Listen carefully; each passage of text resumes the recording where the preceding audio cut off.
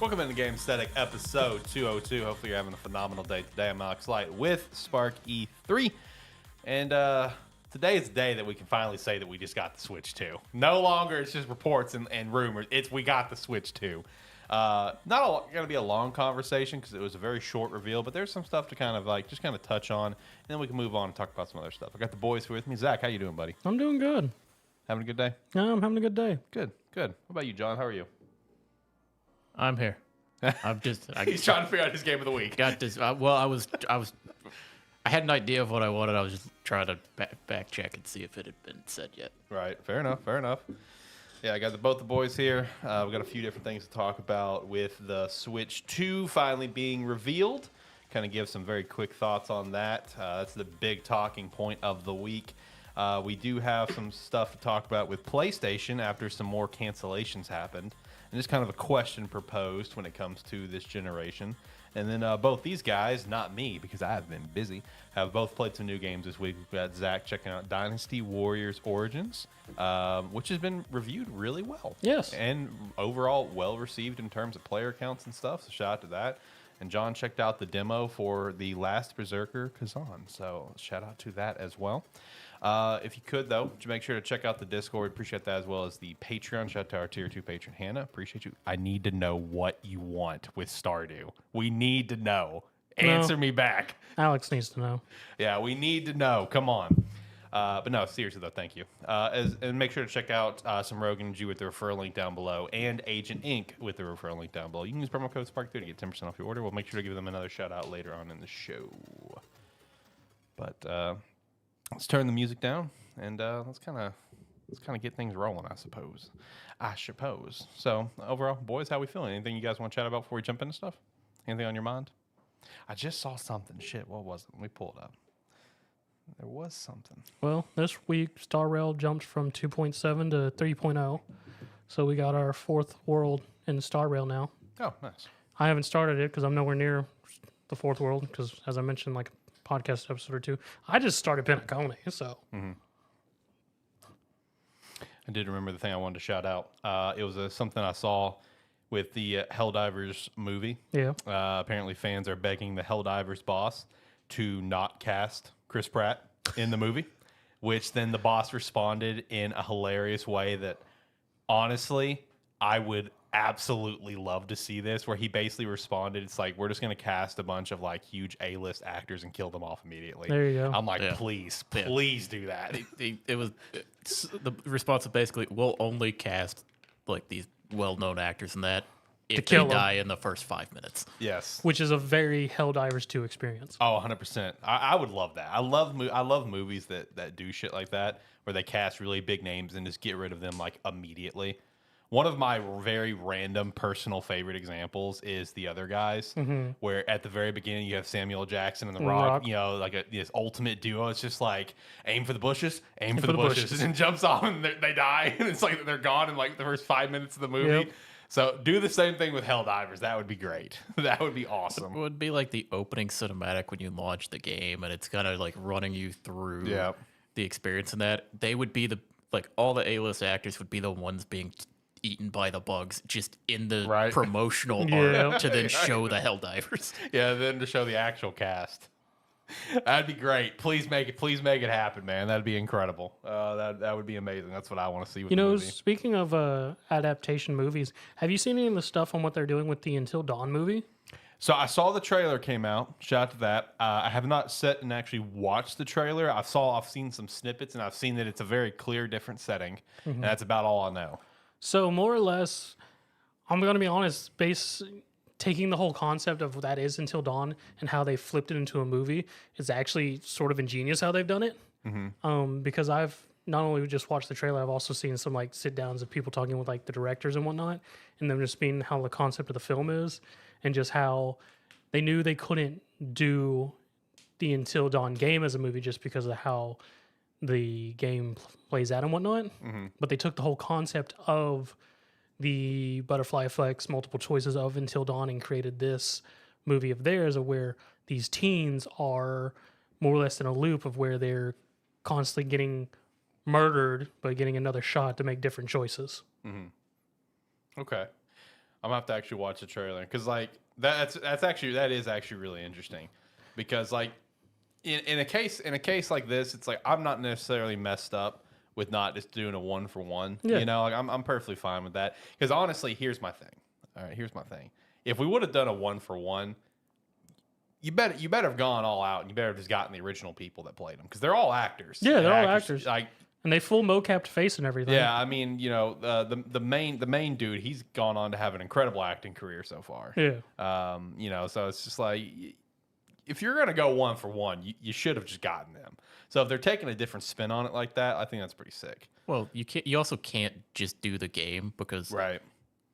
everybody's got their favorite playthrough Yeah. that they've done of the game, and it's all so different that if you just did the game and it wasn't someone's favorite playthrough, They just hate on it. It's like they would enjoy it, but they'd be like, "Well, why didn't you do this?" Yeah. So I'm actually very happy with at least how it sounds they're doing it because it gives sort of the feel of the multiple choices of butterfly effects while also giving the in film characters sort of the player's perspective point of view just because they're remembering all these bad choices they've made. Right. No, I mean I'm pretty excited for that. That comes out in April, I think, is when it is, Yep. and that's definitely one that I want to check out pretty much immediately. Because I love Until Dawn. Until Dawn is Until Dawn's fantastic. yeah, no, it's unbelievable. So I mean that's a film that I'm definitely really excited for. Now, you know where my brain went when you started talking, when you first mentioned like, oh, like the butterfly effects and the different choices in that. My brain went to the Clue movie. Where Which one? Well, I mean the one from like The OG. like the OG. Yeah. Okay. Where there's like 4 different endings that they Yeah, filmed yeah. with the different people being the killers. And you got yeah. a different one based on wherever you were.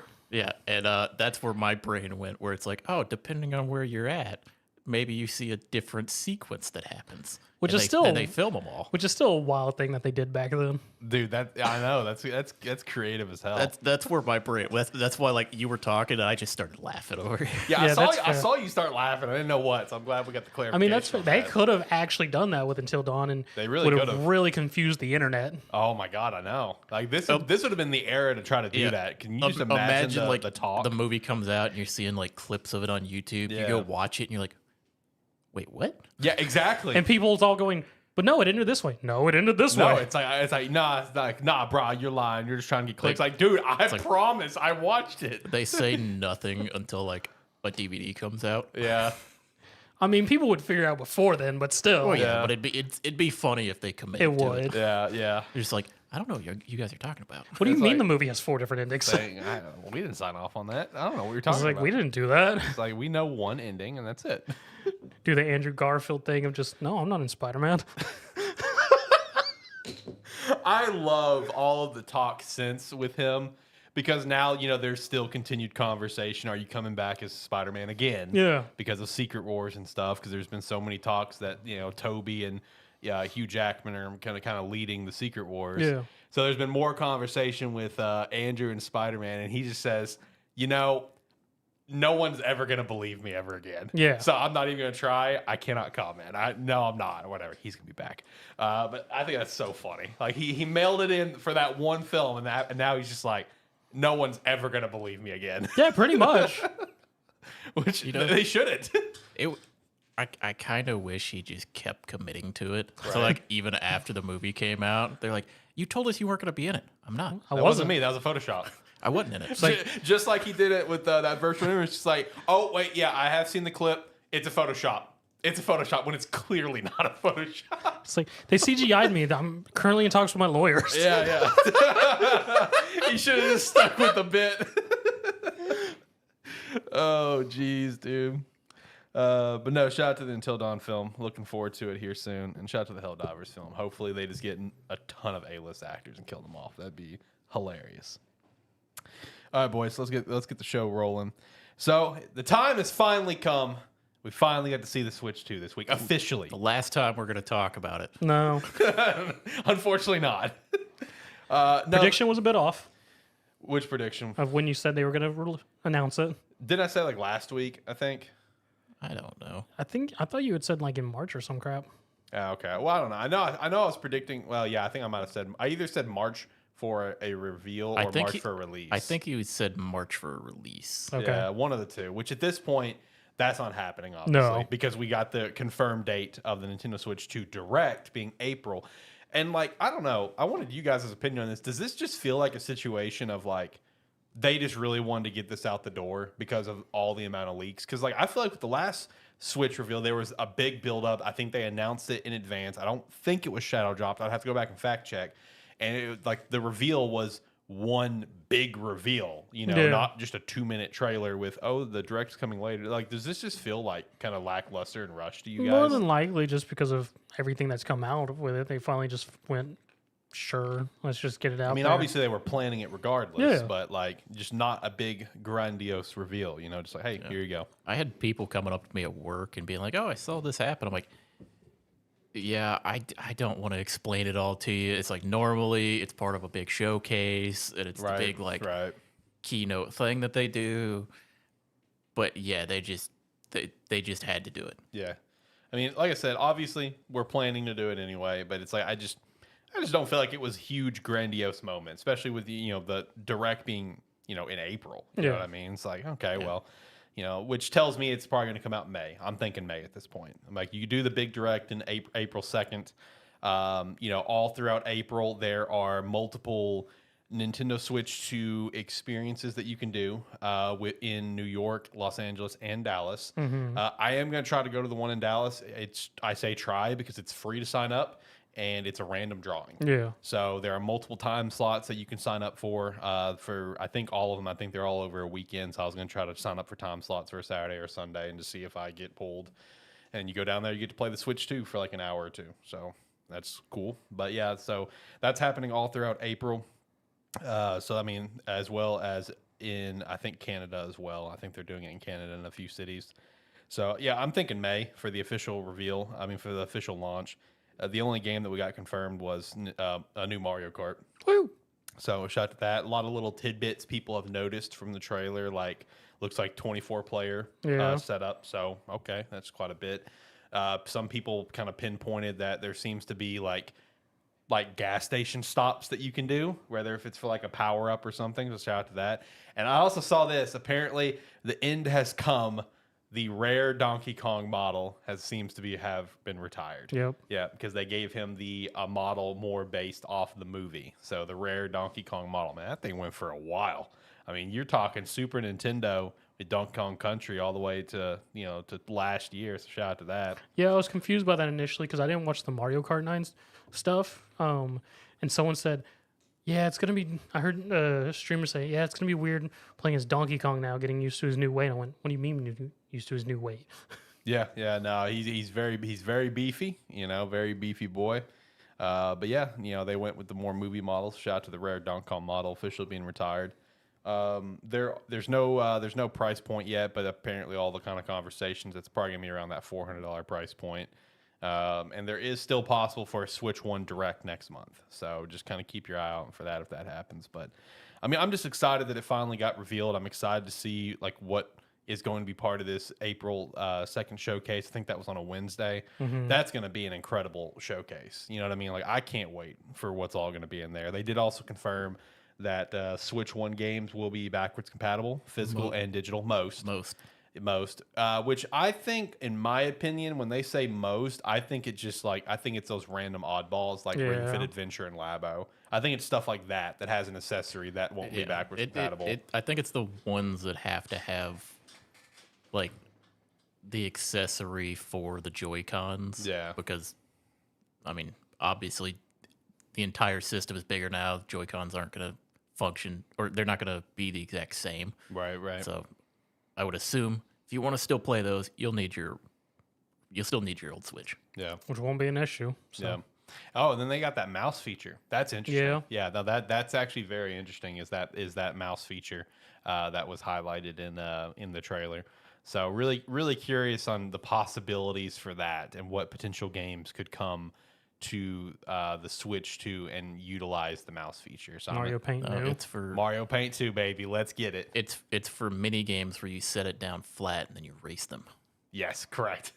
That's what the feature is See, actually showing off. You is that it misheard, was. you misheard me, Alex. I didn't say Mario Paint 2. I said Mario Paint New. Oh, Mario Paint New. Okay, that would be the proper title. New Mario Paint. I There will you go. say, rip. Rip to your name. Rip. They went with the boring name of Switch Nintendo 2. Switch 2, basically just confirming that everything is going to be Nintendo Switch 3, 4 until they do the weird like Xbox version of it, Yeah, and they do something where they different change the finally. name of it. Yeah. They could have just kept with their theme and new Nintendo Switch. And then what would have been the third one? New Nintendo Switch? No, then they would have made something a little bit different. Oh, okay. I mean, he's not wrong. That's usually their AO. I mean, yeah.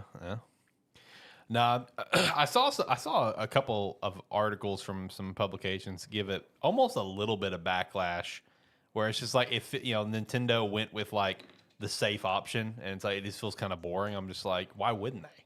You know what I mean? I was Like, gonna say, that's yeah. all people wanted was just a better Nintendo Switch. Well, yeah, it's like the slight criticism I've seen of it is this doesn't look, or like people seem to be like a little upset that it doesn't feel like a new console. It feels like we're getting a Switch Pro versus something brand new, which essentially is all we are getting is a Switch Pro. I mean, and that's all most people have wanted forever. And it's like, I mean, yeah, but that's what they need. Yeah. They need the same thing, more powerful. Yep. And because they know if we sell this, we make all the money. So let's just make a better version of it. Right. I did see someone point this out earlier on Twitter, and I thought this was pretty interesting about how, like in the trailer, it showcased that it has two USB-C ports, one on the top and the bottom. Apparently, back in 2022, Nintendo filed a patent. And I saw the patent images and everything, where it's essentially showing what we now know as the Switch 2. So it showed it like a different looking Switch with a second screen attaching to it. So I'm just like, is this something they're going to try to do in a couple of years to really channel in like that DS sort of vibe, Interesting. Since you've got the USB slot on the top, like they patented it, so could they do it? Or we could be starting to get the Switch version of all the Game Boy accessories. Yes. Where you attach it to the as top. far-fetched as it sounds. It's really not. What if you're sitting there and you're holding your Switch a little far away and it's a little hard to see what's on there? Big magnifying glass in front of it. The Switch 2 is going to have nothing but Game Boy style accessories, dude. Give me a printer. I want my printer. Oh, that'd be awesome. That'd be great, man. Talk about a throwback on that, man. God, the Game Boy had so much random shit. That's one of my favorite videos of all time. Is just watching somebody Set it attach up. all of the pieces to it. It looks like a fucking monstrosity. Oh, dude, I love it. I You know love what it. the best thing? The WSB. If they bring back the connection cable for whatever reason Oh, I know. Yeah, to connect yeah. people's Switch 2 Yeah, together yeah, for yeah, it's some like, reason. Yeah, screw doing it wirelessly. We're going to connect it old school, baby. It's a better connection. It's faster. Yeah, it's like, you want to trade some Pokemon? Yeah, bust out the cord. It's like, we have the internet. Bust out the cord. But yeah, the sad part is that it's not. That isn't too far fetched to happen. It's Nintendo we're talking about. Like they always do something different and interesting. That's why I'm saying I think the Vidmeo thing could be real. That is a dumb gimmick that Nintendo would do. 100%. Was that not a confirmed thing? I thought there was a confirmed thing. No, the Vidmeo thing was just a report. Oh, And okay. I did notice in the trailer and the official rendering that second button that clearly had a C on it before is blank now. So maybe that's kind of a set up for later. Like, let's reveal what the C button does later. But like in all like the leaked images of the Joy-Cons and like factory stuff, that C button is there. All right, damn it, that C button is there. So it's still kind of see what that C button could be. I was just gonna say, looking forward to the Direct in April. You gotta assume that Direct is just essentially gonna be confirming like the Vidmeo type stuff, Yeah. and as well as like what bundles are gonna be available on launch. Yep. And then maybe stuff going into holiday season. Yeah, true. I know one thing, it wouldn't be bundle related, but I know one thing that I could see potentially coming to the Switch 2 is Kid Icarus Uprising, like an HD version of it. because like I saw someone point out with the ability to like use your Joy-Con like a mouse, it could open the door to make that game Accessible, more yeah. accessible for the Switch. Because apparently I've never played it on the 3DS, but apparently that game is aggressive to play on the 3DS. Like you need to have a stand for your 3DS to play the game, like a stand that comes with it. Damn. Like holding your console and playing that game is very difficult apparently. So I don't know. Damn, I've never okay. played it, but it comes with its own stand to hold the console. The So, game does? Yes. What the hell? Yes. I don't know what Sakurai cooked up with that game, but he cooked up something. So maybe the mouse feature opens it up, to make it like an HD thing. So I don't know. I was kind of thinking also like one thing I could see, just talking about Sakurai, is I could see just like a Smash Ultimate bundle, coming out, like a completed Switch 2 cartridge that has all the DLC. I could totally see that happening. That's something Nintendo would do. Yeah. It's Like the Smash Ultimate Definitive Edition. Yeah, exactly. Some crap like that, and yeah. have every character on one cartridge. So I could totally see that happening as well. And then Sakurai just sneaks in that one extra guest character. Yeah, just one more. Waluigi finally. No. No, that's for the next one. It better be, damn it. If he's another assist trophy, then we're robbed. I can't believe he wasn't a character. That's so disappointing. All you got to do is make his whole move set after all the sports games and all the party games. That's all you got to do. He was introduced in a party game. I think it was Mario Tennis that he was introduced in. I believe so. Yeah, and then he was in Mario Party 3. Just give him all the sports stuff and all the party stuff, and that's his move set. It'll be great. That's all you got to do. But no, very excited for that direct. Can't wait to talk about it. On that episode. That's gonna be a big direct. That's gonna be huge. Hopefully. And one thing that we can also see between now and then is there is no prevention of any third parties announcing their games coming to the Switch too as well. Mm-hmm. 'Cause I've already seen a lot of like smaller devs and stuff like, oh yeah, we're coming to the Switch too, by the way. Like it's happening. Since it's officially revealed, they can go ahead and start saying that. So I don't know. Shout out to that. So that's Switch too. I'm glad that it's finally revealed. Should have been revealed a lot sooner, but is what it is. Now we can just look forward to the direct and look forward to all the leaks and reports of all the games potentially coming with that direct, because what's going to happen. So I don't know. Let's shout out a sponsor though. Where's my sponsor button? There's my sponsor button. Let's shout out some Rogue Energy. Use the referral link down below, promo code Sparky3 to get 10% off your order. Whether it's a hydration line, the chill line, or the two energies. I don't know if they still have the BOGO going on. Do they? Can BOGO still going? Can BOGO. Go pick up some black cherry lemonade because it's delicious. So yeah, use the referral link down below and you can support the brand, and we'd appreciate that. All right, boys. Do you guys want to talk about your games, or do you want to talk about some Sony stuff? I'll let you guys pick. I don't care. What direction do we want to go? The heck is even going on with Sony? So we want to talk Sony then? The heck is going on with Sony? All right, we're talking Sony then. So Sony canceled 2 more games this week, both live service, naturally. One from Ben Studio, who of course did Days Gone. Okay. The other from Blue Point. And the Blue Point one was a God of War live service game. I was curious your thoughts on that. I'm so glad. This I was is about, coming so out. glad I was about it's to say, canceled. aren't we all happy that got canceled? Absolutely.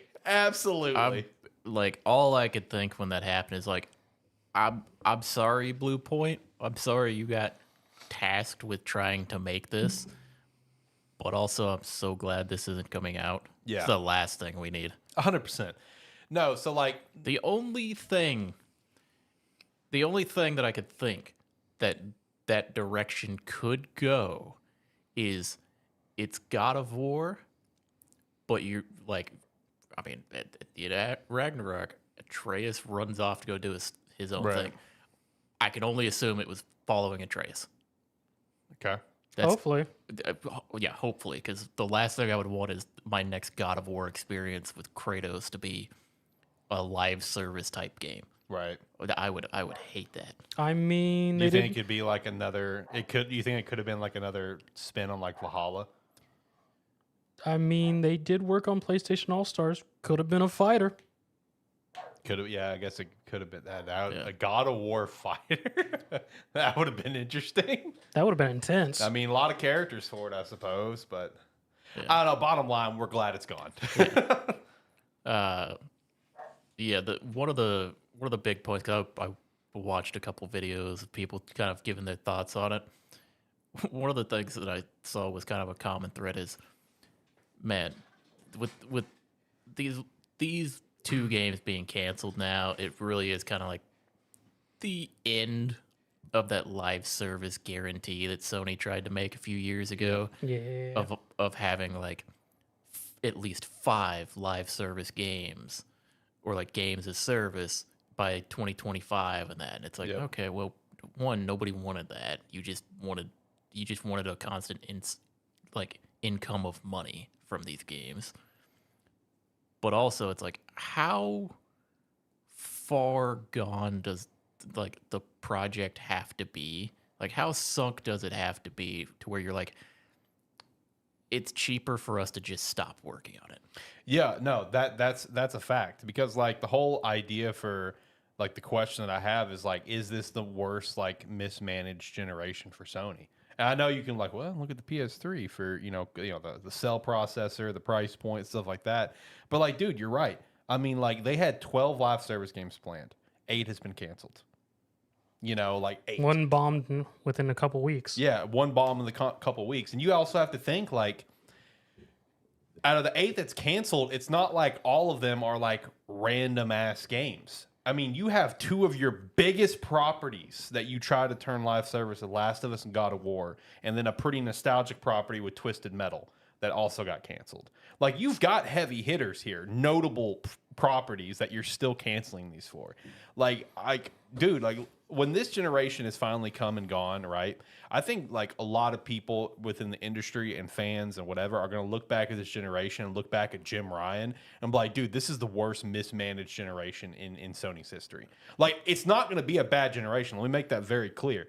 The PS5 is already selling incredible. Yeah. The PS3, with all of its problems, with the cell processor in it being a ticking time bomb, right? It's still a like top 10 selling console of all time, right? Like it's got a great catalog. Yeah. And it's going to be the same thing for the PS5. But like when you look at stuff like this, I mean, how can you not have that thought? Like, is this the worst like mismanaged generation? I mean, you wasted 5 years of Ben Studio, 5 years of Ben Studio that could have been doing a Days Gone 2 that would have sold fine, would have made you some money. Blue Point, did Demon Souls. They did what you just said, right? Or was that Ben that you pulled? No, up? that was Blue Point. That was Blue Point, who did All Stars, right? Like, you wasted their time. I mean, they've worked on a lot of stuff. They're not like the main developers of a lot. They lot just of games, help out a lot. But they help out a lot. Yeah, exactly. You wasted Naughty Dog's time and money with Last of Us Factions, right? You're wasting money and people's time over and over again. So it's just like, I feel like this is like just an ungodly, out of touch, mismanaged generation. And it's also one thing that's also kind of crazy to me. And I'm saying this as a fan of the property. Love the property. The property is so damn fascinating. The one thing that continues to get by is Horizon. Mm-hmm. The Horizon MMO still in the works, still happening. We have the Horizon movie coming out. There's another Horizon, I think, games as a service, that's coming out. We just had the VR game and the Lego game come by and go. No one really gave a shit. And Horizon's still getting by. I understand it's because the one dude, I can't remember his name. The one dude is now the new head of the software side of PlayStation Studios, and he's from Guerrilla, of course. But that's the one thing that keeps on getting by. And I love the property, but that's just crazy to me. Well, the thing with Horizon is Horizon isn't known to be a big upfront like moneymaker. Right. It's the long-term moneymaker. It's the longevity of it. It's like for the last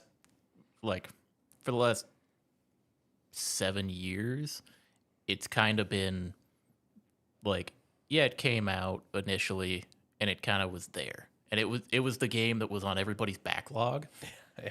But when people got to it, everybody loved it. Yep. It's like nobody ever has anything bad to say about Horizon. Yep. And I think that's just maintained true with everything that's going to come out for it. It may not blow up immediately, but it's going to have that constant source of people coming back to it or people coming back to give it a shot. Right. Whereas, like, some of these other ones, like, nobody's going to want them. like you're gonna take some these other big name properties and try to turn them into live service. They're gonna flop immediately because people are gonna be outraged. Right. If they announced a God of War live service game, they would have to shut it down immediately after announcing it because people would have been pissed. Yeah. Oh, another one I forgot to even mention in terms of heavy property names that got canceled was Spider-Man: The Great Web. Now, Right. But now that was one of the few that I think would have been good, personally. It could have been. Like, I think the concept for that was really interesting. But no, I think you're on point with the God of War one. With a property like God of War, I can't see a realm where I can wrap my head around even being open to a live service God of War game. I can wrap my head slightly around a Last of Us game. I can wrap my head around a Spider-Man game. You know what I mean? I can wrap my head around that and either get on board or at least understand it. God of War, like, I know there's some possibilities, like, you know, fighting game we just mentioned or whatever, or maybe like another spin on Valhalla where it's like you and 3 others or something, but can't get on board with that. You know, the thing is, like, thinking of some of these like concepts and that, I go back to Concord. It's like, if Concord, instead of being a 5v5 hero shooter, if it was a generic ass, like, RPG. like generic ass live service with an open, kind of like an open open planets to explore okay, I gotcha. with its dungeons, like Yeah. like fucking Destiny and First Right, Descent. right. If it was just that, I would probably still be playing it. You probably would. You would be on. I you would, love- that'd be up John's alley. I love that shit. If it was that, yeah, it may not be the most popular thing, but it would have 10,000 people playing it monthly. And I mean, it definitely would because people love that. Because I mean, just think of the general reaction of when they did the Concord reveal trailer. Everyone was with it. I'm that guy. I was in, like, A lot of I people don't were. remember if we were on a call or something. Yeah. I think we were. But like, I was getting all hyped up, excited about it. They cut to the guys on stage. They go, 5v5 hero shooter, and I went, and they never lost mind. everybody Yep. just about with that. Yep. It's like the problem. You had it right there. You just took a left turn. Yep. I was going to say, you had a whole image and things that people were actually getting attached to and could have stuck with. Right. You just went the wrong direction of what people wanted. Yeah. Which goes back to the whole, like, I'm telling you, this entire generation is just so out of touch.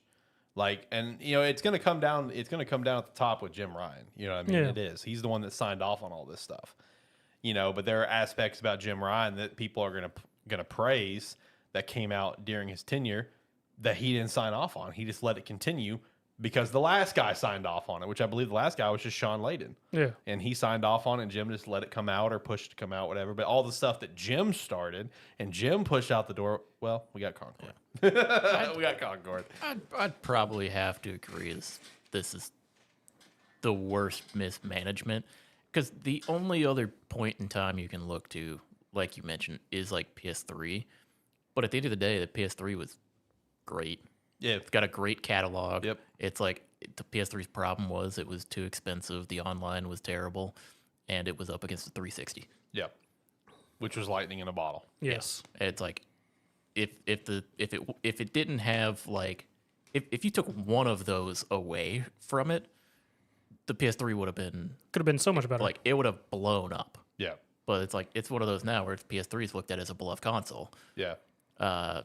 Nobody likes the news of, like, okay, well, studio that we've been waiting to hear from for the last 3 years to see what they're working on.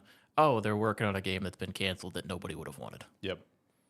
So it's like, okay, well, now I guess we're going to wait another 2 years to figure out what they're going to do. Or the other half of that is just, oh yeah, the game we never announced they're working on, and it's canceled. And then we just have nothing. Yeah, exactly. And now it puts us in a state where it's just like, if you're going to be realistic on time frames of stuff, we're probably not going to see Ben or Blue Point until PS6. Yeah. Like, being completely honest. That depends, because does Blue Point work on, like, remasters and stuff? Yeah, yes. that's a lot of stuff they do. Yeah. Yeah. Yeah, It's like, because a lot of their catalog is the recent Metal Gear stuff, too. yeah, because you got to think, like, probably not the entire studio was working on that. You would hope so. You would hope that, like, they had at least a small team dedicated, still working on like some remasters and stuff that Right. people would be excited for, or just like maybe they had a small team working on something they wanted to do, Right. and now they can just put the whole team on it.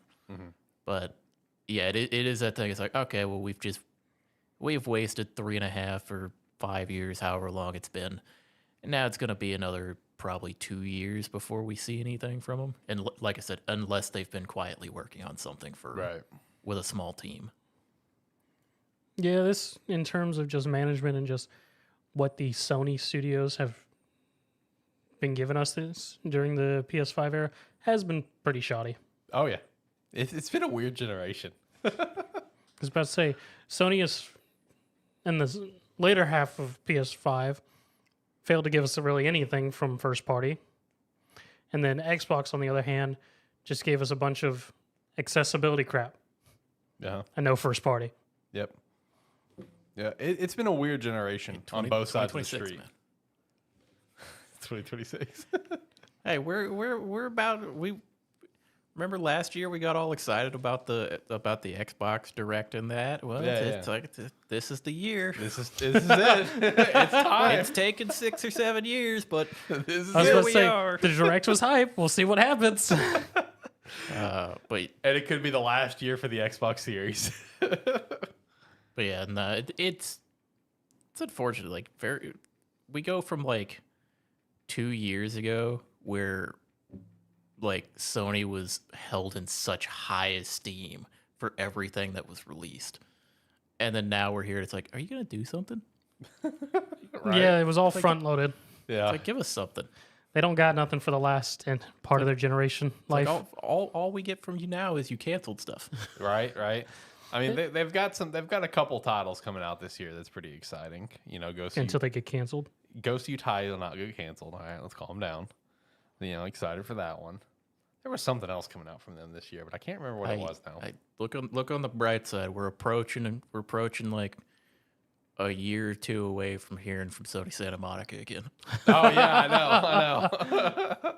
That's one of the few studios that I imagine you're just gonna leave alone. There's a couple of them where it's like I assume like head of PlayStation shows up and they're like, "Hey, we wanted to talk to you." It's like, with all due respect, leave. Yeah, right. See, you would think Naughty Dog would be in that same category, but yet they got pushed into factions. Yeah. And then Neil had basically said, like, when factions got canceled, it's like we could have been working on single player games. Well, because that was the whole idea of why they canceled. It's just like, if we release this, we always have to have a team maintaining it. Yeah. Which takes away from what we want to do and what we're good at. I can only imagine it was like a deal was struck where they're like, just work on it, come up with something to show me for it, and I'll leave you alone with it if I don't like it. Right. And then they start working on it. He's like, well, now you're already working on it. Right. So you might as well do it. See, it feels like, just on both Sony and Microsoft's point, for this generation has been a very mix of just wanting studios to work on stuff they think will work. Yeah. Because we've had so many reports of just studios working on stuff that they just don't want to do anything with, because it's... Shout to Redfall. I was about to say Redfall. Shout to Suicide Kill the Justice League, which is now over. Yeah, Arcane having to do that, then Rocksteady doing Justice League, Kill the Justice League. Yep. And then all this stuff coming from studios that had canceled games from Sony. It's just like, the upper management's trying to push out games that it's like, this is stuff that's making money, but they're not really looking at the actual gameplay or anything like that. They're just seeing the monetization of how that game is doing, of what the base parts of it is. Right, like, right. We have this property, let's do this. Yeah. It is a weird thing of like the overall guy in charge going, you know what you need to work on, instead of the studio going, we got something for you. Exactly. It's very different. It's like, that is exactly, it's like, this is what you should do. It's just like, but we have this over here. This seems really cool. People have been wanting this for a while. Yeah, but constant money. But based on our analytics experts, this is something that could bring in more revenue. Yeah, exactly. No, it is interesting, the generation that we're in. I also thought of something when it comes to what you were saying with Sony Santa Monica. It's like, again, you would think Naughty Dog would be in that realm of like, leave them alone kind of thing, but obviously we saw factions. I feel like when it comes to Sony, you got two studios that are the finest definitions of Sony comes in to try to pitch something. It's just like, with all due respect, please leave. And it's Sony Santa Monica and Insomniac. Yeah. They're the two that just cooks. They just do their thing and cooks. Funny enough, it's like they're the ones that threw out like this generation. Yeah. And then like even it like towards the tail end of like the PS4 and that, they released games that were like universally praised. Nobody had an issue with them. Right. Meanwhile, like, I mean, people like The Last of Us like property. I mean, not everybody liked Last of Us Part 2. Hey. And That's me. and it's like but 4 out of 10. the way Sony looks at it is but it sold well, so here's another remaster. Shit, I know. And I suppose also Insomniac's not completely free of that because we had the Great Web that was being worked on and got canceled. Yeah. But the Great Web, I feel like, is something that... I mean, that's one of those dark ones where, I mean, we hear the concept based from people who were working on it. It's like, that actually sounds like a very interesting concept. And truthfully, I feel like the seeds were probably planted for that even before Spider-Man 2 came out because, there was the whole subplot in Spider-Man 2 about finding the spiders from the multiverse, and that obviously didn't go anywhere because the DLC for Spider-Man 2, I'm assuming, also got canceled. But, I was talking to Josh about the Great Web recently about just, like, how much wasted potential there could be. Where it's like, dude, literally all you have to do is just, like, really copy the model of almost like an MMO where it's like you have, like, this universe is, like, whatever universe that you're in, if you're going to be in the Insomniac Spider-Man universe or maybe an adjacent one or whatever, you have that New York City. And then around that New York City, you can basically just take different multiversal portals to get to another city, another version of New York, and it's just... it's multiverse stuff. Yeah. Easy. You have, that's your expansions. Easy. I mean, I think that would have been interesting, but I can understand to an extent why they got canceled because it's again like let Insomniac do what they're good at, which is single player games. Also, that's fair. I think I'm on the other side of it where I'm like, as cool of a concept as it sounds, I think that would run its course very fast. I don't disagree with you actually because how much could you do? I mean, you could do like speed challenges. There are the PvE element. You could probably do a PvP element in some capacity, but it's going to run its course pretty quickly. If you're releasing a multiplayer game like that, where you're expecting people to continue to hop into it to play, I mean, we get full-blown games developed as live service games that, like, supposedly have, like, a bunch of in-game content to do. And people blow through it in a couple days. Yeah. Right. It's like, and if you're playing a Spider-Man game where, you fly around or swing around, stop crime, do some missions, do these speed challenges, that people would finish that in 2 days. True. Oh, yeah, no, it'd be very quick. True. I mean, again, I always like to say that the concept of it was very intriguing, but I mean, it is a very thing of like, what was the scope and scale of it? Because, like, exactly. In my mind, based on the Spider-Man, I almost see it as like a multiplayer beat 'em up. And so change instead of being full, you could still do over the shoulder and whatnot, but more or less just be maps and objectives and things like that to run through, which would only get so far. Yeah. Again, it's like what we're saying, it's like what you just said. It's like interesting concept, but also, I can see why it got canned, because again, it goes back to letting Insomniac just do what they're good at. Just let them cook on Wolverine. Let them prep on a Venom game. Let them cook on Spider-Man 3. Just let them do their thing. Multiplayer roguelite Spider-Man. I would have done it. I mean, where you spawn in as like Spider-Man from different multiverses, but as you play through it, fight different like villains, and as you fight different villains, you unlock new abilities to fight more or to eventually get to the end. I'd play it. I mean, that's like that TMNT game, Splinter Fate, that I want to play. It's supposed to be apparently a co-op roguelite.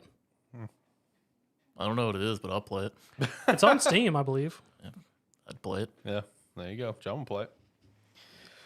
But no, this is overall a weird generation. It's not just Sony, obviously. Oh yeah. We're not excusing Microsoft. We've been in this. dunking on Microsoft for 6 years. But Sony just had recent news. Yeah, that's just the topic for today. All right, sorry about it.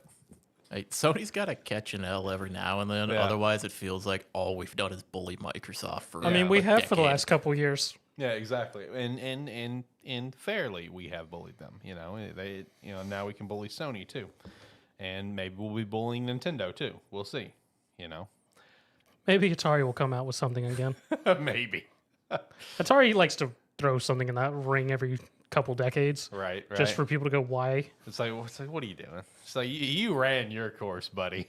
Why are you guys still here? Someone's in the old man home. He's drunk. Right.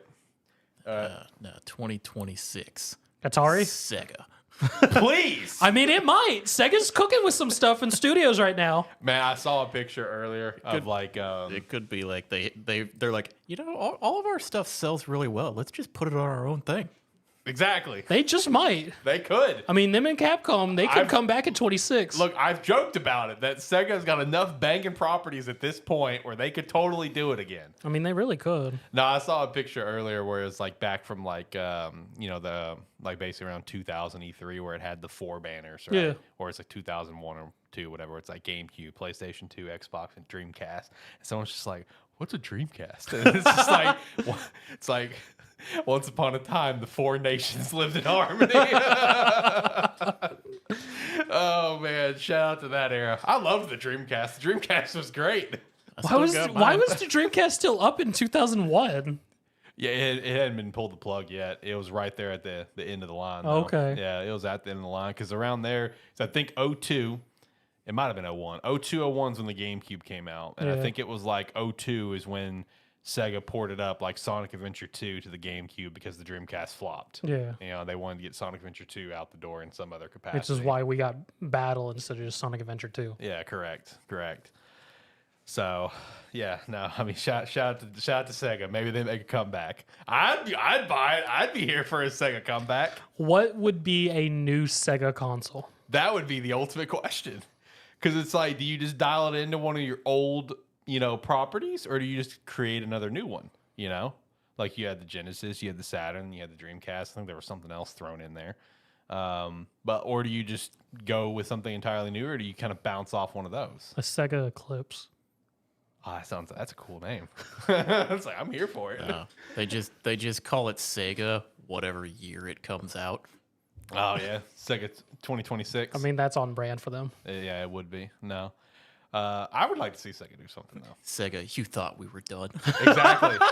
No, like, look, listen. Did you see that video I sent you of the old Sonic commercials from Sega? Oh yeah. That's fucking wild, Dude. Those old commercials. Yo, my old boss sent me an old commercial earlier of the Super Nintendo, which starred Paul Rudd in the commercial. I've seen that one. I didn't know that was a thing when he sent it to me. It's like Paul Rudd playing the Super Nintendo in the middle of the street. It was like the commercial was designed almost to feel like a horror commercial. Yeah. With like the theming, the way they're talking, so and he's just playing like Zelda and Mario. And That's stuff. how a lot of those like, old ass 80s, 90s commercials are. They're very misleading. Dude, they're crazy. Because I told him, it's like, look, if you haven't seen the Super Smash Bros. 64 commercial, you need to go watch that one. That's something.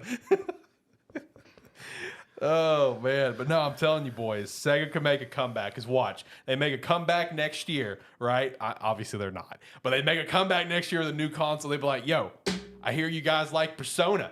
First party exclusive. Buy the console if you want to play it. I mean, if anything, they would front head RGG. They would do some RGG action, 100%. Yeah. I was like, what you mean Persona? RGG's got that flagship. Yeah. No, you put RGG on the front of it, and then a year or two later, then you put Persona on there. Right. To do it. But yeah, I mean, you gotta put RGG on there. They pump out these giant RPGs faster than anybody should rightly do. And they rightly go. They are in their studio and go, should we do this? It seems sort of hazardous.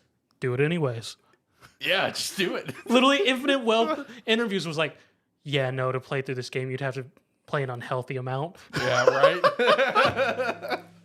I have a feeling that, like, in that studio, they have it split into sections. Oh, by now, yes. They go, okay, so this section here is the next mainline game. I don't know what's happening over there, but they're going to show me something in about 2 months. And I'm going to love it. And it'll come out at the end of the year. Yeah, exactly. I mean, with how many games they're pumping out, they have to have at least 3, maybe 4 teams now. They have to, because, I mean, they're coming out so quick. Because, I mean, they're working Virtua Fighter. They had the Majima game working while Infinite Wealth was finishing up. Mm-hmm. And who stars in the pirate one? Majima, okay. Oh, Because it goes back to like whenever we joked about the pitch for that. It's just like, oh yeah, we need to come up with a new game. What's Majima to? I don't know. Let's just make him go be a pirate. And this is still wild for me. So we've completely moved off Sony, by the way. I was going to say, Sony. because they also have that, I forget what it was, but they had that other game. Judgment. No, the new one that's coming out. Virtua Fighter. Not just Virtua Fighter. The Century. Yeah, Project Century. Century. I had 100 years in my head. I didn't know what the correlation was. Yeah. But yeah, Project Century coming out as well. Don't know what that is, but It could be a looks new cool. IP. Could be still part of their main line of Yakuza. I mean, also the Majima thing's still wild to me. Because I told you that a while back. Yeah. Just me being an original Yakuza player. And him just being a side character or whatever. Yeah, he was in the game. I mean, but he wasn't as big as what he got, I think, after, I guess, Zero. Yeah, Zero people really attached to him because he was a playable character. Right. Yeah, Majima was the backhand of it was split between Majima and Kazuma. Yeah. And Majima just fucking popped off after that.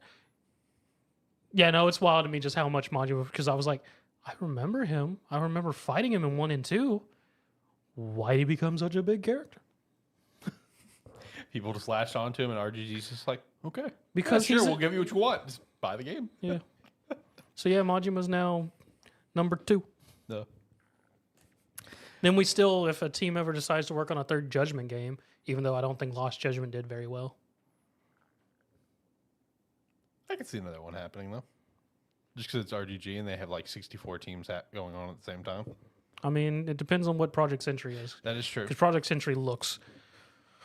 Oh, God.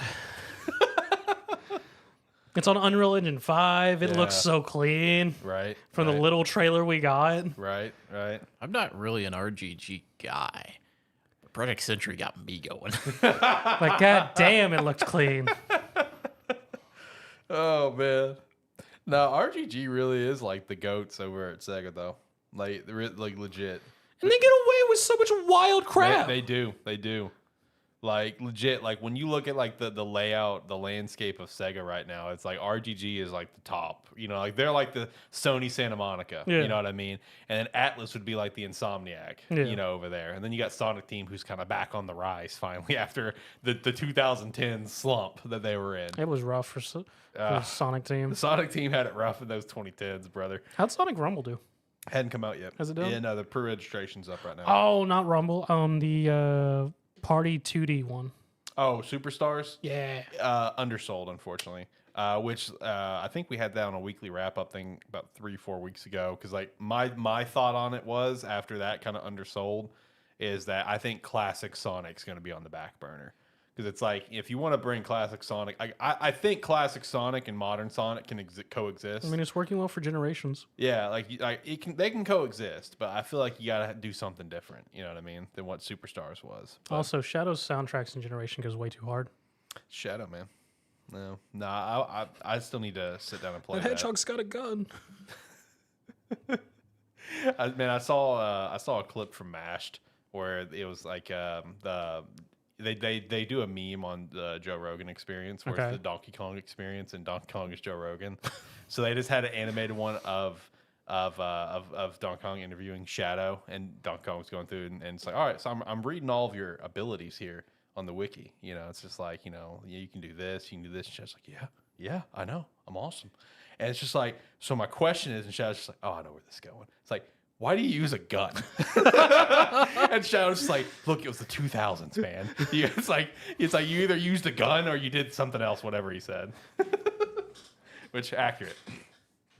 Also, straight up, because of the Sonic 3 movie, dude, prices for old Sonic games have aggressively inflated. Shadow the Hedgehog, was like, the copy I have in the house, I bought for $25, like Shoot, 2 that's years cheap. for like 2 years ago. Yeah. It's now going for like $200 because of the movie and everyone trying to get Shadow stuff. God damn. Dude, it's not even that good of a game. It's not. It's okay. It's pretty rough. Yeah, it's pretty rough, but the concept's interesting because it has so many different endings.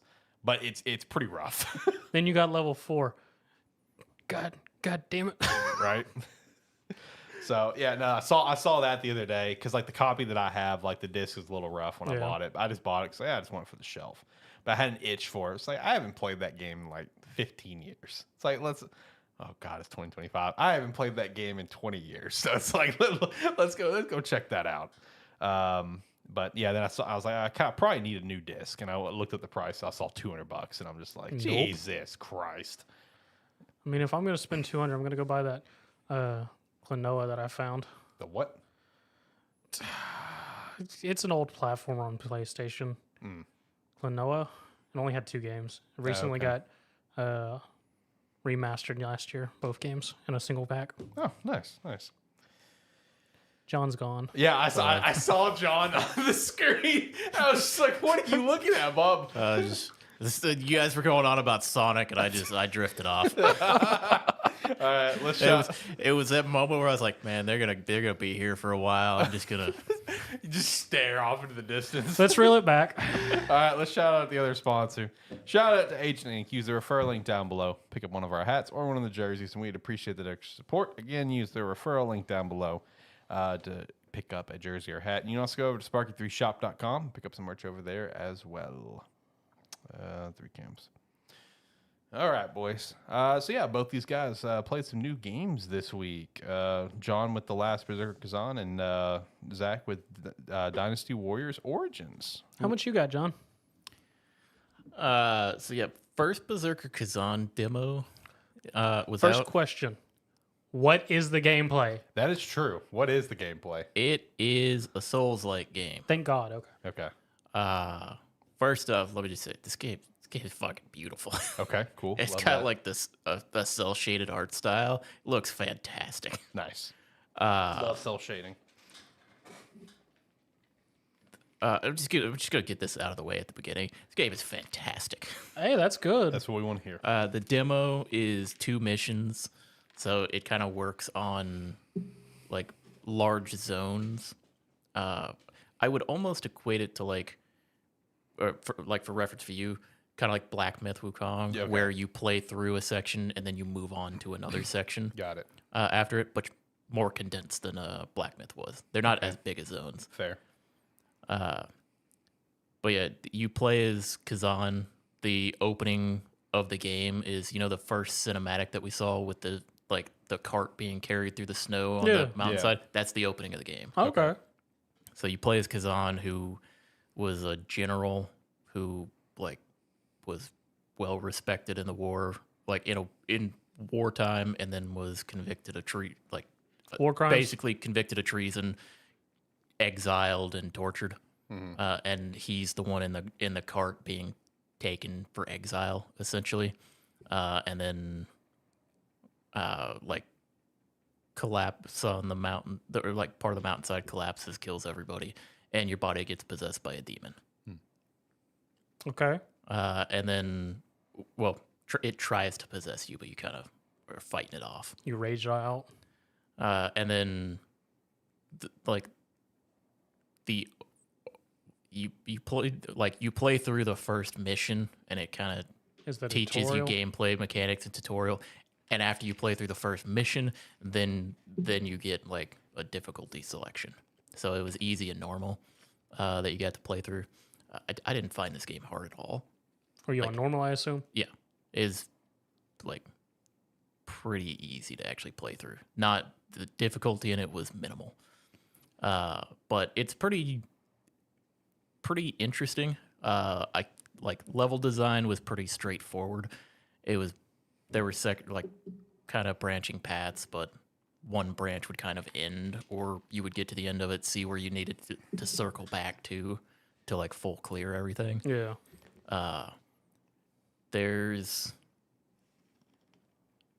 So as you play through it, you gain access to 3 different weapon types. Okay. So there's dual wielding, where you have an axe and a sword. Yeah.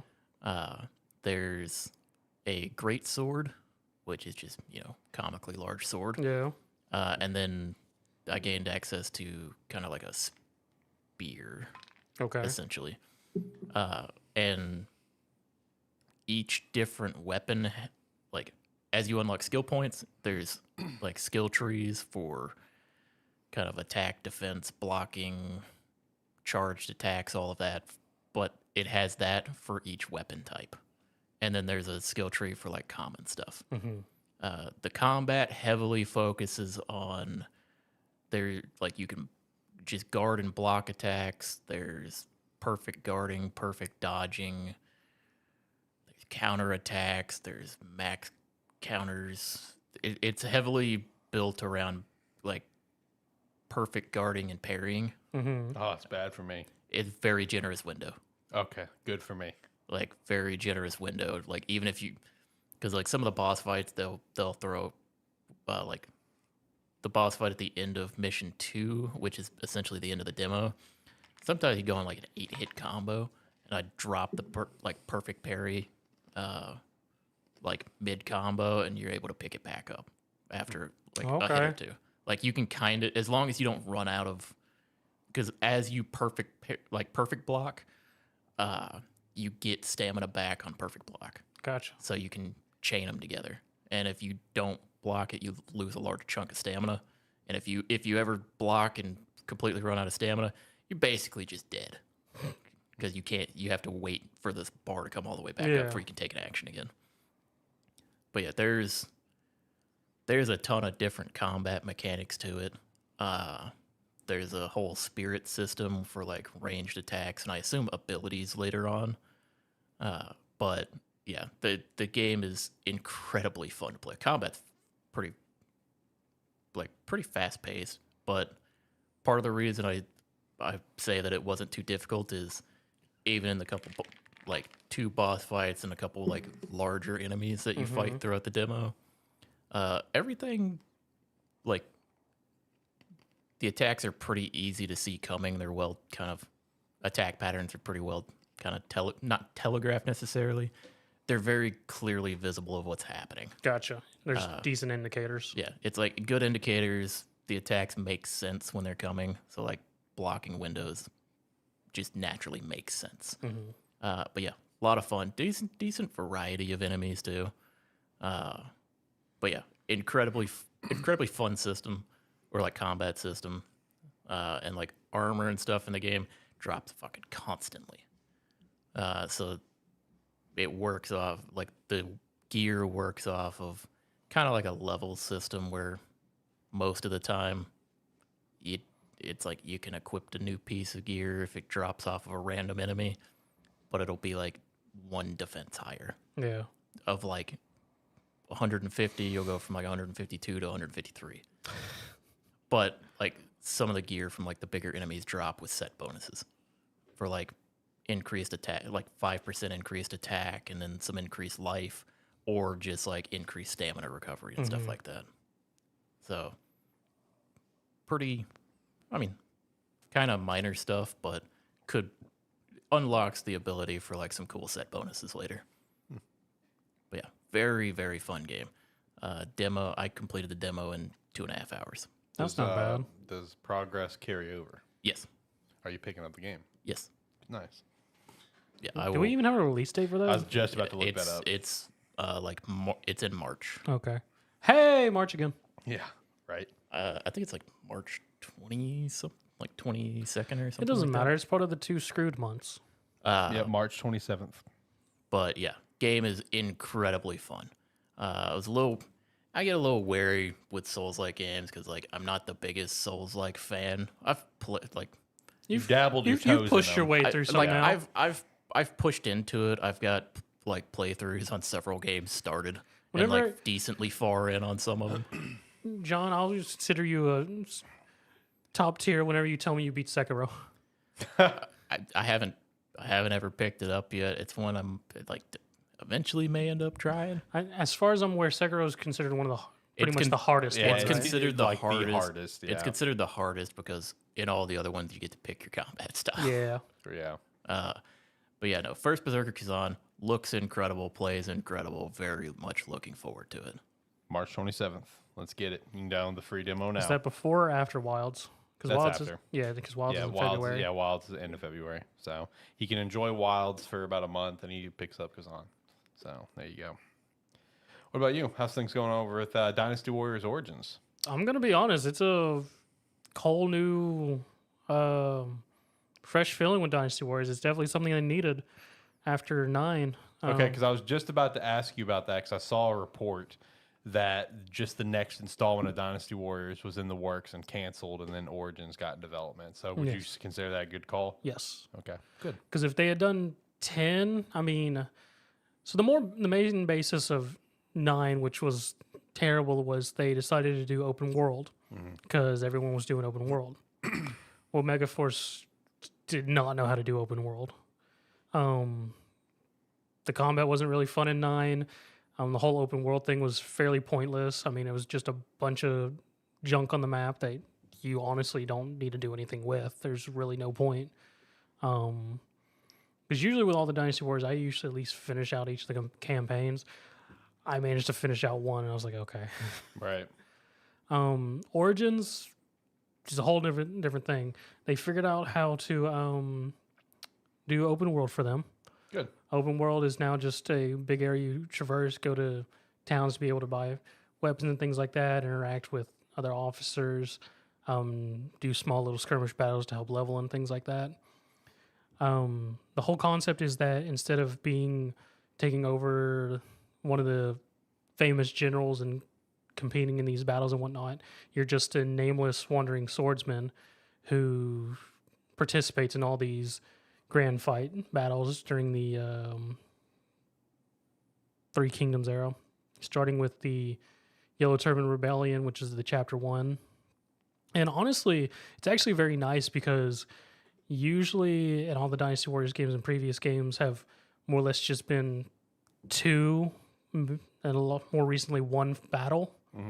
This, we actually get a whole spill of like the whole campaign against the Yellow Turbans and actually get more in depth of just all the different characters' motivations of participating and how the politics and things are going and whatnot, which we've never gotten in the Dynasty Wars before in true fashion. And honestly gives more character building and insight to each of these characters and whatnot, more so than we've ever gotten in the other Dynasty Warriors games. For like the leader, Zhang Jiao, the Yellow Turbans, some of the other iconic characters. My biggest thing with this game is all the characters got nice little needed visual updates. They all have newer models, which is very nice because I've stared at the same models for almost a decade. I'm glad you finally got an update then. So yeah, like all the new models look very clean. They changed out the combat system, so seeing as you're a single warrior now, they kept the multiple weapons, and you can wield all those weapons. And instead of just being the same fighting loop cycle of just weak attacks, strong attacks, mushas and whatnot, and which battle arts, which they added a couple games ago, each weapon actually has its own combat style. So each weapon actually plays differently, and also has very specific battle arts for you to equip and change out and whatnot. And by using weapons and mastering them, you gain ranks, which increases your character's level and whatnot in this game. So you get stats and whatnot, yada, yada, yada. Which is very nice because it's not just, it is a nice change in the combat loop from what we've been used to for years and giving a bit more in-depthness to it, which feels really nice.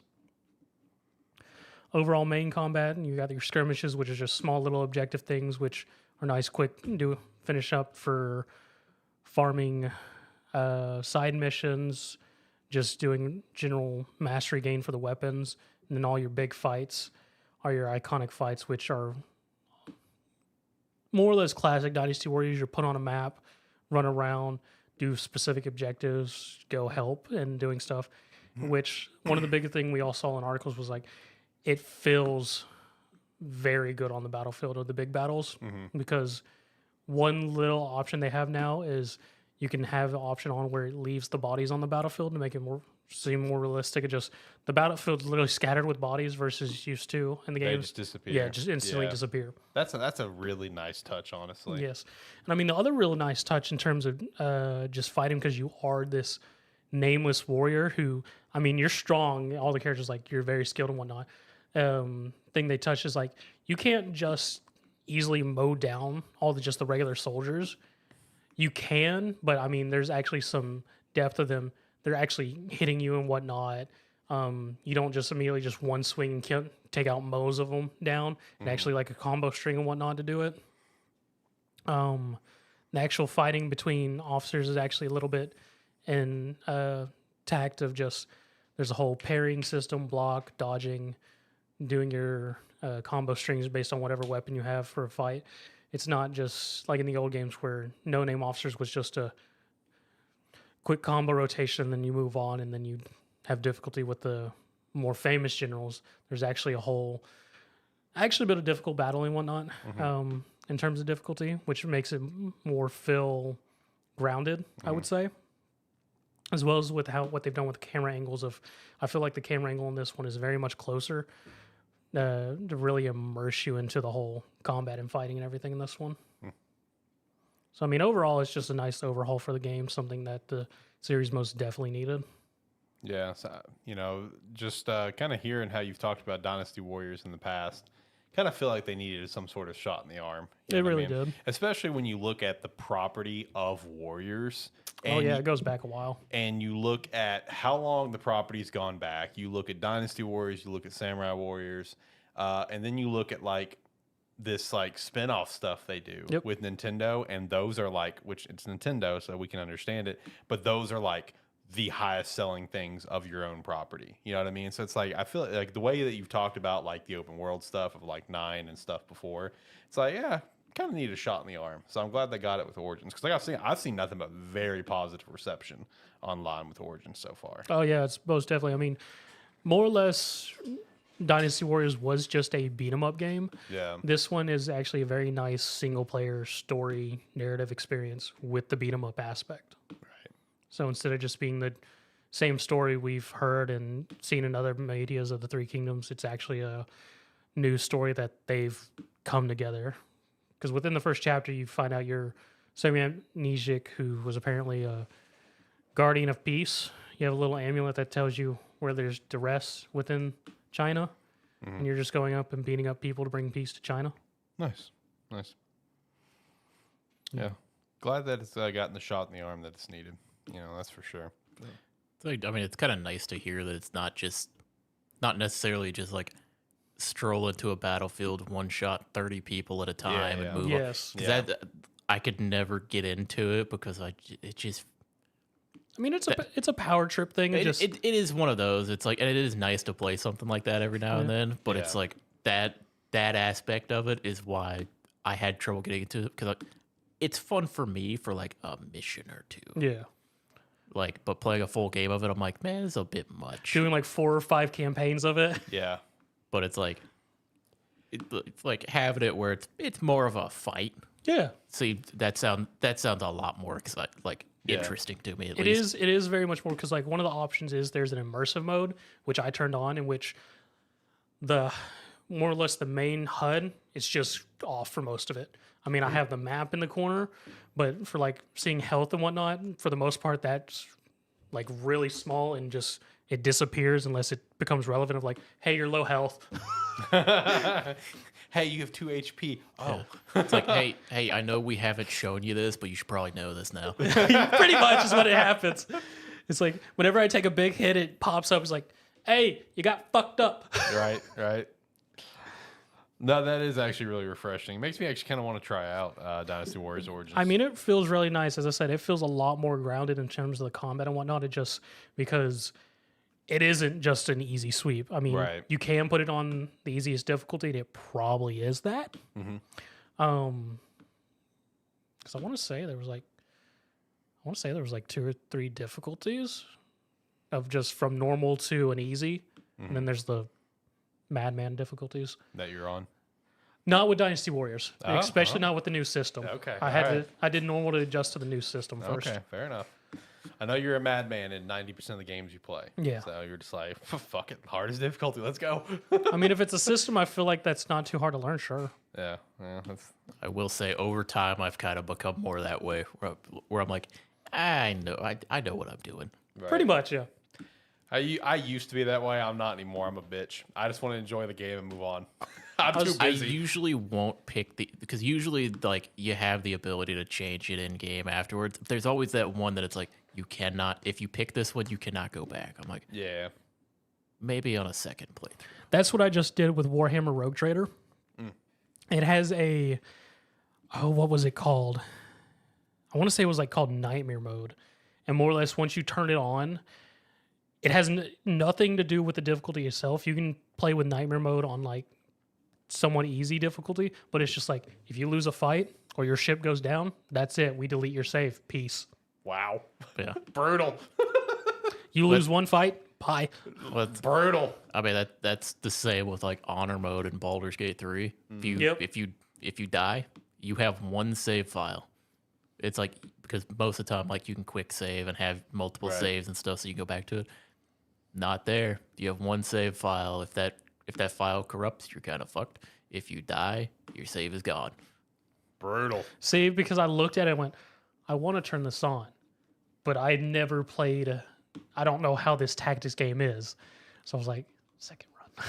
Yeah, second run. Hold off on it. You guys got anything else you guys want to chat about? You ready to hit the weekly wrap up? Esports Godfather got its $5 DLC. Go buy it.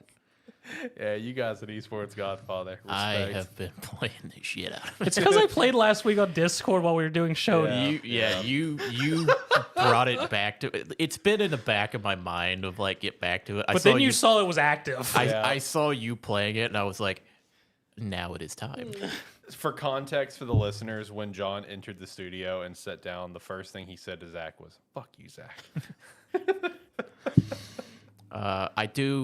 I will be not entirely entirely focusing on Esports Godfather and Helldivers too, because those have been the two games that literally the only two games I've been playing. I will be taking a moment, play some Astrobot. Oh yeah, baby. Alex finally finished it. I say finally, it was like a week. Yeah.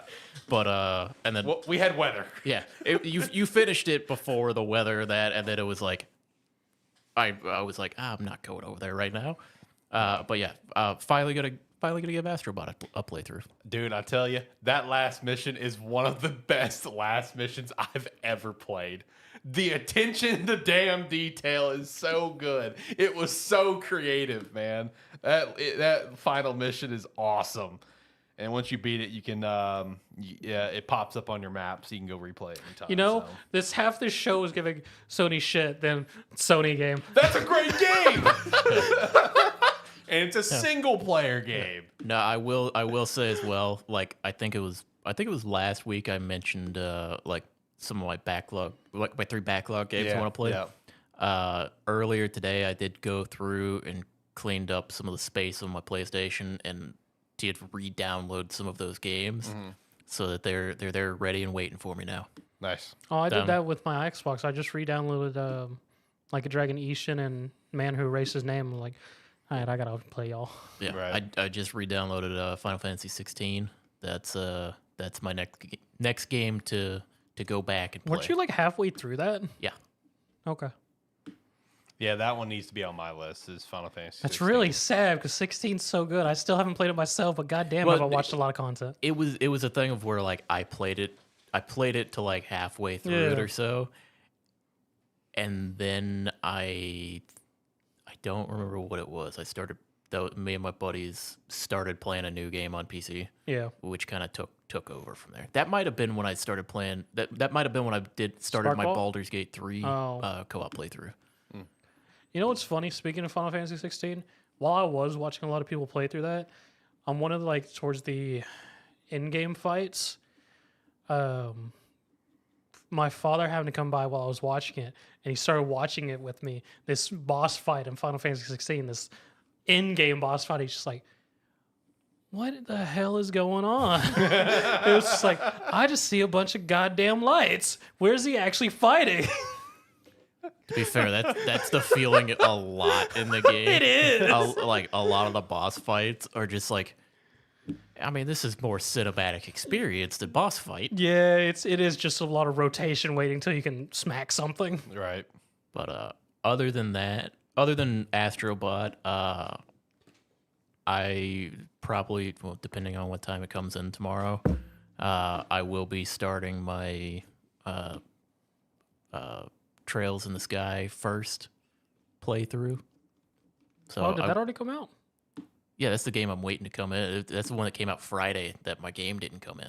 I thought you said it was Tales of Graces F. Yeah, I thought it was Tales of Grace. Yeah, Yeah, sorry. I thought it was yeah. I was like, what? Trails of the Sky. That's I was later this thinking year. of that's the one I'm waiting on. Yeah, to come that's out. later this year. Tales of Graces F just came out. I'm waiting on that one to come in so I can play that. Okay, I was very concerned. I was like, did I miss Trails of Sky release? No. Yeah, I was I'm- thinking the same thing. I'm confused. I'm getting confused because I'm like thinking of the games coming out and trying to play through some of these that I want to finish because this year's got too many games coming out that I want to play. Yeah, I mean, This year's packed. we got a jacked up next 2 months. Oh, facts. A lot of that's going to carry into the later part of the year. Yeah. Yeah. Oh man, and we've got this developer direct next week with some good titles on it too. I'm telling you now, I'm not watching it. I know you're not. But I will. So don't worry. I got you. You want to watch it? I'll watch part of it. Well, you'll watch the part that you care about. So Yeah. that's fair. Which is South of Midnight and Expedition 33, and whatever the surprise game is. We'll see. I'm excited for it. Viva Pinata. That'd be so funny. All right, let's start going through the weekly wrap up. Let's get out of here. So the first thing, like I mentioned earlier in the show, Suicide Squad Kill the Justice League has ended. Woo! Shout out. And it also ended with Batman and the rest of the Justice League were just clones. What the? That was the ending. Archiverse is still alive, baby. That really was just feels like a cop out. There's no way that was originally planned, right? No. Like no way. I mean, I guess it could be. If that was the original plan, what the hell? I mean, I guess it could be with just like how smart some of these characters are, like Batman. Yeah. Like it totally. I guess it's possible, but it just feels like a cop out. The game was a massive flop. Rocksteady's ready to move on. Can't blame them. Let them go on and do another Batman. They at least game. finished off with a nice villain for the last season of Deathstroke. Yeah. I could only assume that like if the game did well, then it like this would not have been the case. Right. They would have just completely replaced everything. I'm more curious, what's the actual player count of players who legitimately played to the end? That's a good. That's actually a good question. I'd be curious of that as well. Because I bet it's still higher than Concord numbers. I bet it was, and for damn sure it's higher than that one Capcom game, Square game. What was it? Atlas Fall. No, Babylon's Fall. Babylon's Fall. Thank you. I'm That glad was- you knew exactly what I was talking That about. was Square Enix. Square. Thank you. I'm glad you knew exactly what I was talking about. It- Shout out to it- Babylon's Fall. It came up in a video I was watching recently. with the one player. Salute to you, sir. Jesus. All right, next thing. There was a new game called Blood of the Dawnwalker. Got a full reveal for it. Mostly full reveal. It was mostly cinematic trailer with some touches of gameplay. So you did get to see some of the action style gameplay for it. Looks interesting. I mean, it's on my radar. Gonna have to see more. I'll be honest, I didn't watch the trailer. I saw the name and went, my brain just went, oh, Final Fantasy expansion, move on. That's a fair expectation. Okay, a little more excitement. This looks cool as fuck. It does look cool. It's on my radar. This looks.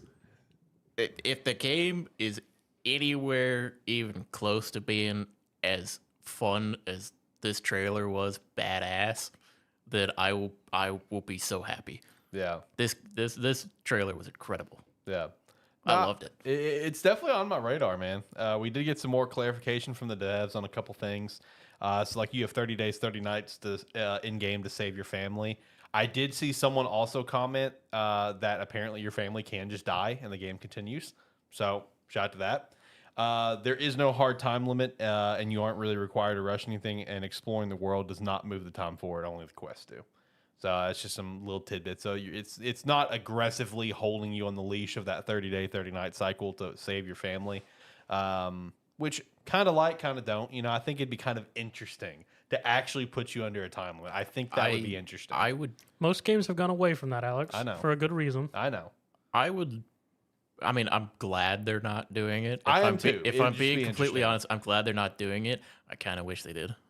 It would be interesting, would it not? So what it sounds like is they need to add an extra mode later of just Yeah, There you go. That'd be cool. that like the extreme difficulty being, time's passing. This is your hard time limit of get shit done. Yeah.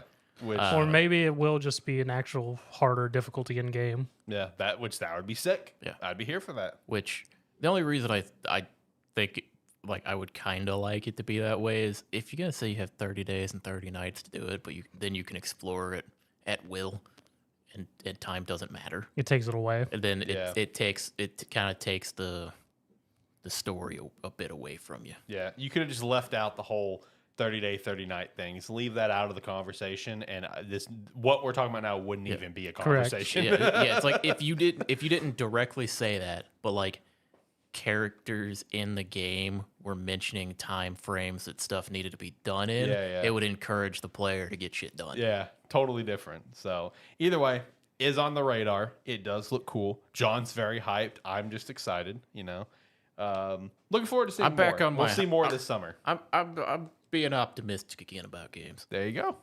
Like last year, I didn't want to be optimistic. No, you were not. This year, I'm gonna be more optimistic about games. I'm Maybe I'm we're ready to gonna be win. disappointed. He's ready for disappointment. Well, hopefully it's not with the blood of the Dawn Walker. Well, also the games I'm excited for this year don't look like they're gonna be disappointments. I mean, that's fair. That's fair. You got a lot of bangers coming out. Speaking of not having bangers coming out, so just want to throw this out there. I thought I saw this and I thought this was interesting, involving the 343 Halo era and just the narrative struggles. So apparently a dev that worked on Halo 5 confirmed that 343 created this really lengthy roadmap to continue the Halo 5 story, but dropped it due to the negative fan reaction.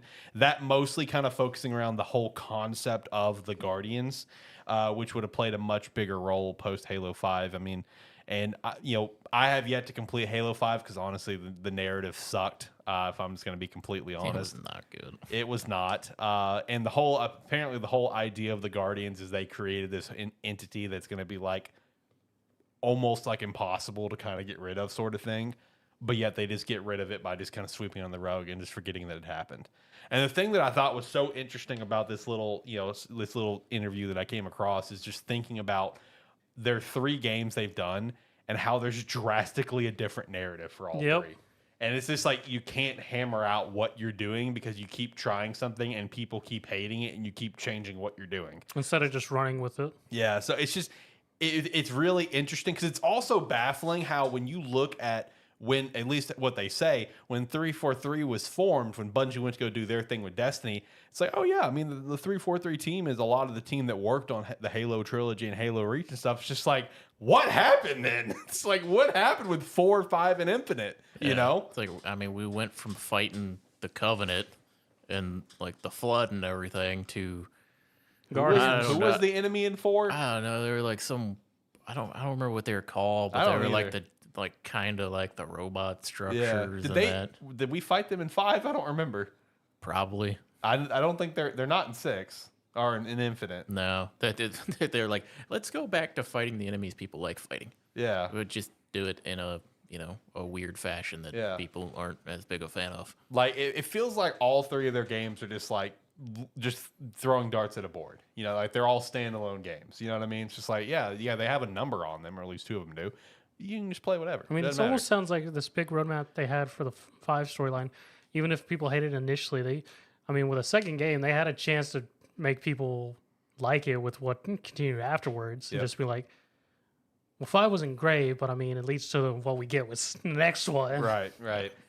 So, I don't know. Well, the problem is they keep trying to introduce new enemy types to fight against, and then they make enemies that aren't fun to fight. Yeah. Right. At this point, you know what? Just to give the next game like a shot in the arm.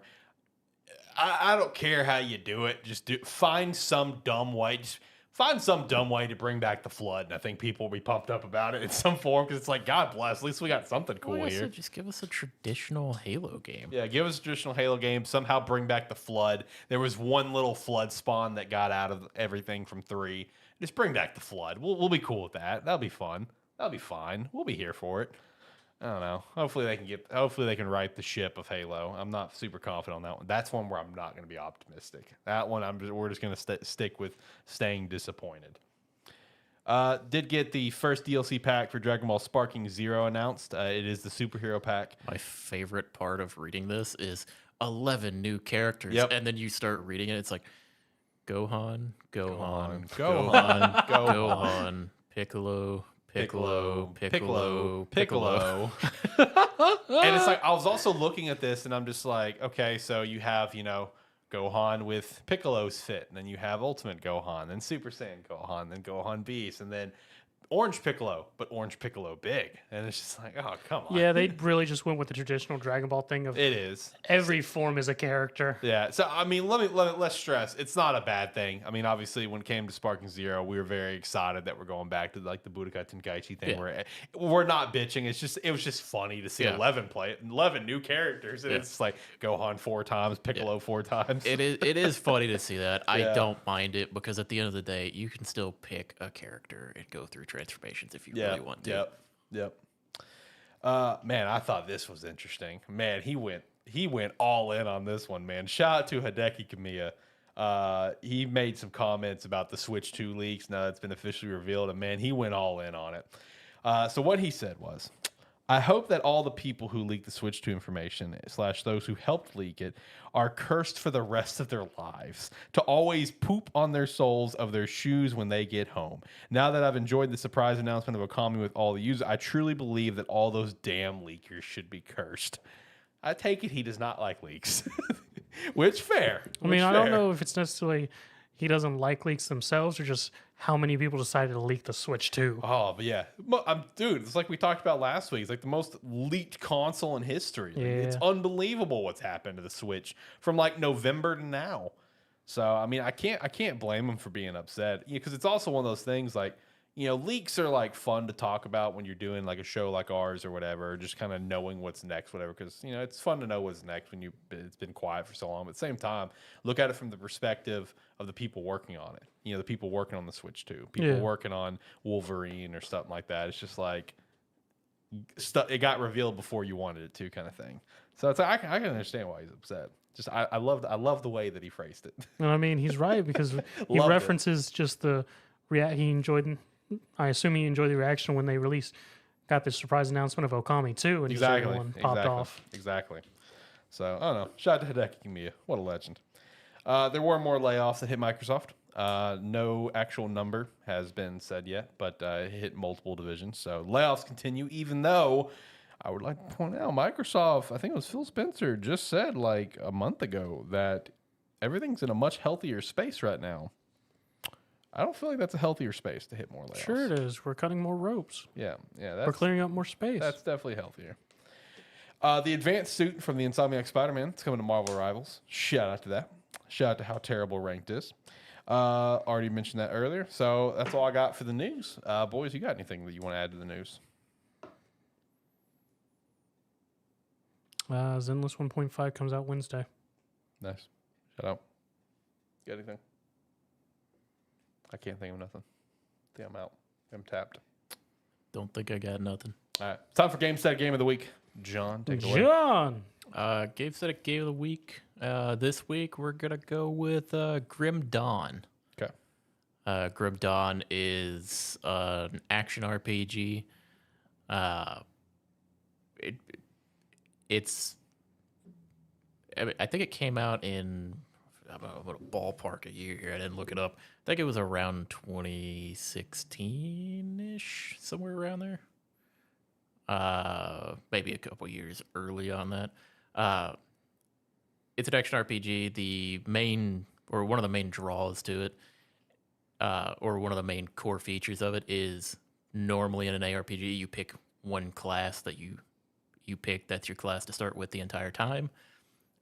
In Grim Dawn, you pick your starting class, and then as you play through the game, you get to pick a second class that you can level up as well for like either synergies that they have together or kind of covering the weaknesses of them to like essentially give yourself that extra little bonus or like essentially just cover all your bases. Has a like interesting reputation system where like as you go through it, clearing quests for certain factions like builds the reputation for them. Then it's like you can only like you can't necessarily build up the reputation for every faction. Pretty straightforward ARPG mechanics of playing through the campaign and then kind of farming the in-game content as you tend to do in these type of games. But it's one of the more enjoyable like non-AAA variants of the game. It's one that has had its time kind of in the spotlight. It's had several DLCs over the years, but these days kind of gets looked over a little bit in favor of like the big dogs in the yard like Path of Exile and Diablo and that. So it's one I enjoy going back to it about once a year, once every like year and a half or so, doing a playthrough of it and having a good time. So highly recommend if you haven't checked out Grim Dawn but you like action RPGs, it's a great one to go with. It also has like secrets throughout the world because you have you can actually rotate your camera all the way around to kind of find hidden areas and stuff like that throughout the game as well. So yeah, highly recommend Grim Dawn if you're a fan of ARPGs. Also, you got it spot on. 2016. Yep, you did. February. And then 2021 for the Xbox One release. And then also, shout out, if you want to get into Grim Dawn, I feel like this year is going to be a great time to do so because the next expansion comes out this year. Fangs of Astrakarn was announced in 2023 and scheduled for 2024, but it has been pushed back to 2025. And also shout out to that for the fact that the first two expansions came out in 2017 was the first one, October 11th, and then the Forgotten Gods expansion was announced in 2018 and released in 2019, and now then that Fangs one was announced in 2023.